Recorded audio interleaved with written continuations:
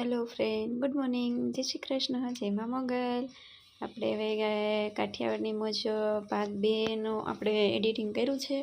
તો એમાં આપણે નાસ્તો કરી લીધો હતો. નાસ્તો કર્યા પછી જો મસ્ત મજાની તાજી અને સવારમાં છાશ આવી ગઈ, તો વિધુબેને છાશ પી લીધી બસ. અને હવે જો આ બધી નોટો છે તે તમે કોની પાસે અત્યાર સુધી છે તે તમે કોમેન્ટમાં કહેજો અમને કે આ જૂની નોટો કોણે હજી સુધી સાચવીને રાખેલી છે.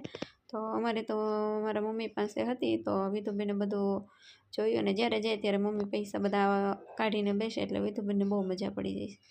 તો જો આ હતી આપણી પહેલાંની જૂની 100ની નોટ, જે જૂની છે, બહુ જ જૂની. જે કોણે જોઈ છે તે કહેજો. આ હતી આપણી જૂની 10ની નોટ.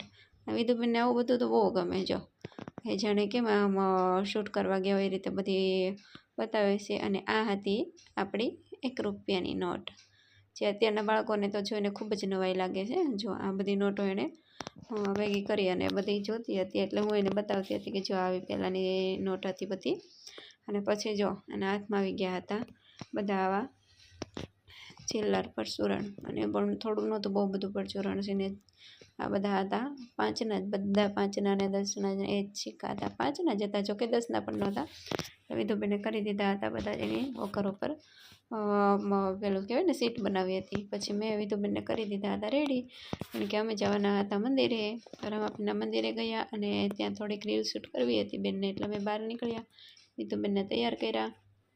પછી જો અમે લોકો નીકળી ગયા હતા અને હવે રસ્તામાં પહોંચી ગયા હતા. આ છે અમારા ગામની શેરીઓ, જે નાનપણમાં આપણે જ્યારે મહિને મોટા થયા હતા. પછી અમારે રીલ શૂટ કરવી હતી, તો મેં પપ્પાને કીધું અમને થોડા દૂર જ અહીંયા જ ઉતારી દો, અમે લોકો રીલ શૂટ કરીએ, ત્યાં તમે મમ્મીને મૂકીને આવો. તો મારા મમ્મીને મંદિરે મૂકવા ગયા, અને મેં અને વિધુએ થોડી રીલ શૂટ કરી અહીંયા. તો પહેલાં વચ્ચેના સમયમાં રીલ શૂટ કરી લીધી હતી અમે, અને પછી અમે ચાલતા જતા હતા. નદીને ચોમાસું છે એટલે ખબર જ હોય, પાણી તો બધે ભરેલા જ હોય. બસ પછી અમારી રીલ શૂટ થઈ ગઈ ને પપ્પા આવી ગયા હતા ગાડી લઈને, તો અમે લોકો જતા રહ્યા. પછી ગાડીમાં બેસી અને મંદિરે, જોકે ચાલતા જવામાં પણ કોઈ જાજો ટાઈમ લાગે એવું નહોતું. અમારા ગામથી રામાપીરનું મંદિર જે સરખા છે, રામદેવ ટેકરી, ત્યાં જવાનું હતું.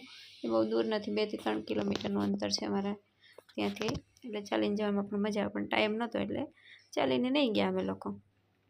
બસ પછી જો હવે અમે લોકો જતા હતા, અને રસ્તામાં જેટલું મને આ મારું ફેવરેટ છે, એ તો મેં પહેલાં વ્લોગમાં પણ કીધું કે મને ચોમાસાનું જે કાઠિયાવાડનો નજારો છે ને મને બહુ જ ગમે. એમાં જો આ પાણી અને એકદમ લીલીછમ જ્યારે ધરતી હોય ને, એ તો મને બહુ જ ગમે. અને બસ જો હવે આપણે શૂટ કરતાં અને પહોંચી ગયા હતા. હવે સરખા આવી ગયું છે, અને રામાપીરનું મંદિર પણ જો અહીંયાથી આપણને સામું જ દેખાવાનું ચાલુ થઈ ગયું છે. અને આ છે રામાપીરનું મંદિર, જે આપણે પહોંચી ગયા છીએ. અને આ આવી ગયો આપણે મંદિરનો ગેટ. તો આપણે હવે રામદેવના દર્શન કરીશું, અને પછી આપણે કરીશું થોડી ઘણી રીલ શૂટ. આ છે રામદેવ ટેકરી સરખા, કે જે રામાપીરનું બહુ જ મસ્ત મંદિર છે, અને ખૂબ જ મોટી જગ્યા એવી પણ સરસ છે. અને અહીંયા આવે ને તો એટલું મસ્ત શાંત વાતાવરણ છે, કારણ કે થોડુંક ગામથી દૂર છે, એટલે એકદમ મસ્ત શાંતિનો અનુભવ થઈ જાય છે થોડી વાર અહીંયા બેસીને. તો પણ તો જો આ વિધુબેન બધા ઝાડને કંઈ શાંતિ ના લેવા દે, ઝાડને પણ સૂતા હોય ને એને પણ જગાડે ન કંઈ, એવું છે આનું કામકાજ, બેનનું કામકાજ અમારે. તો બસ આવી રીતે મસ્તી કરતાં બેન હવે પહોંચી ગયા હતા મંદિરે દર્શન કરવા માટે. તો વિધુબેન દર્શન કરવા માટે આગળ જતા રહ્યા હતા. અને બસ અંબાઈ કે ના અંબાઈ, પણ ગમે એ મંદિરે જાય, બસ રંગોળી તો વગાડવાનું જ હોય, અને ઘંટ વગાડી ભગવાનને જગાડી અને પછી જ દર્શન કરવાના. એ પણ એને બહુ જ ગમે છે. નહીં પણ એ વાત સાચી છે ને આપણી તો. બસ હવે જો વિધુબેન તો રામદેવ પીરના દર્શન કરી લીધા, મેં પણ કરી લીધા. અને પછી આ સાઈડ અમે જોવા આવ્યા હતા કે અહીંયા રસોડું છે, કે જ્યાં જમણવાર ને એવું પ્રસંગ હોય, બીજ ને એવું કોઈ પણ, ત્યારે રામદેવ પીરની પ્રસાદ માટે અહીંયા રસોડું ચાલુ જ છે. અને અહીંયા અત્યારે પ્રસાદ ને એવું હોય, જો કે આમ તો ના હોય ચાલુ, પણ કોઈ પ્રસંગ હોય ત્યારે ત્યાં હોય. અને બસ દર્શન કરીને રીલ શૂટ કરીને બહાર નીકળ્યા, ને ત્યાં જ બેન જોઈ ગયા હતા મેઘધનુષ, કે જે તેની ભાષામાં મને એવું કહેતી હતી કે મમ્મા જો રેમ્બો, કારણ કે મેઘધનુષ દેખાયું એટલે એને બહુ જ ખુશી થઈ, કારણ કે એણે પહેલી વાર રિયલમાં મેઘધનુષ જોયેલું હતું, ક્યારેય જોયું જ નથી. અને પછી આપણે થઈ ગયા હતા ચાલતા, અને પપ્પા ગયા હતા ઘરે મમ્મીને મૂકવા, અને અમે લોકો ચાલતા જતા હતા થોડેક સુધી. તો બસ મને કે મમ્મા લાવો હવે હું તારી રીલ શૂટ કરું. તો એણે આવી રીતે મને કે તું કરે, એટલે મારી રીલ શૂટ કરી. મને તો જોકે જરાય એવો શોખ જ નથી, પણ આ બેન અમારા છે ને વિધુબેન એવું બધું કરાવે. પછી જો અમે ત્યાંથી નીકળ્યા, થોડીક રીલ શૂટ કરી, અને પછી આ બધા જે કુદરતી વાતાવરણ દેખાતું હતું, તો એ તો મારાથી રહેવાતું જ નથી. જ્યારે જોઈએ ને ત્યારે ગમે એટલી વાર જોઈએ. ને મેં આજે તો આ વસ્તુમાંની પણ બહુ મસ્ત વાતાવરણ હતું.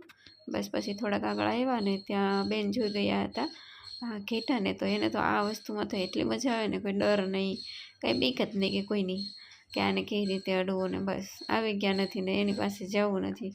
એના માટે અબોલ જીવને તો જાણે ખબર નહીં કેટલું એની સાથે લગાવશે ને. અબોલ જીવને જોઈ ગયા નથી ને બેન દોડીને ગયા નથી. પછી પશુ પક્ષી કે કાંઈ પણ હોય, એને બહુ જ એના પ્રત્યે પ્રેમ છે જો છે ને એ લોકો. બસ પછી હવે અમે ત્યાંથી નીકળી ગયા, અને હવે આપણે ગામમાં 2 જગ્યાએ જવાનું તો ત્યાં જવા માટે આપણે આવી ગયા હતા. પપ્પા અમને ઉતારી અને ઘરે જતા રહ્યા, અને અમે 2 જગ્યાએ બેસવા જવાનું તો ક્યાં, અને આ ડૉક્ટર દીદી પાસે ગયા એટલે બેન બની ગયા ડૉક્ટર મેડમ, અને એ આઈબાને ચેક કરતા હતા. પછી અમે સાંજે ભજીયા લઈ આવ્યા હતા પપ્પા, તો અમે લોકોએ ભજીયા ખાઈ લીધા, અને સવારે ઉઠવાનું તો વહેલા જમી અને સૂઈ ગયા હતા. અને આ જો બેનને એટલા ભજીયા તીખા લાગે, ચિપ્સ ખાય તો ચિપ્સ પણ એટલી તીખી લાગતી હતી, પણ તોય મસ્ત છે કરી અને ખાતી જ જાય. તો તમને અમારો બ્લોગ કેવો લાગ્યો તે અમને કોમેન્ટમાં જરૂર કહેજો. લાઇક, શેર અને સબસ્ક્રાઈબ કરતા જજો. હવે પછીનો બ્લોગ જોવા માટે અમારી ચેનલને સબસ્ક્રાઈબ કરો.